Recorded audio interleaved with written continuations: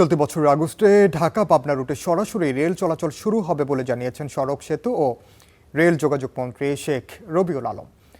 দুপুরে পাবনা সার্কিট হাউসে সাংবাদিকদের এক প্রশ্নের জবাবে তিনি কথা জানান। বলেন, আগামী মাসে রেলওয়েতে নতুন কোচ যুক্ত হলেই নতুন দুটি লাইন চালু হবে।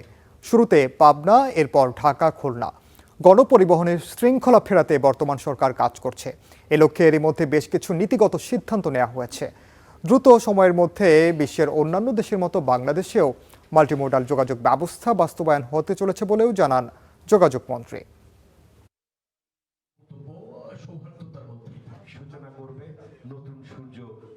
আগামী মাসে আমরা কিছু কোচ পেয়ে যাব এবং কোচ পেলেই প্রথমেই আমরা দুটি লাইন চালু করছি। একটা হচ্ছে ঢাকা পাবনা, পরবর্তীতে ঢাকা খুলনা।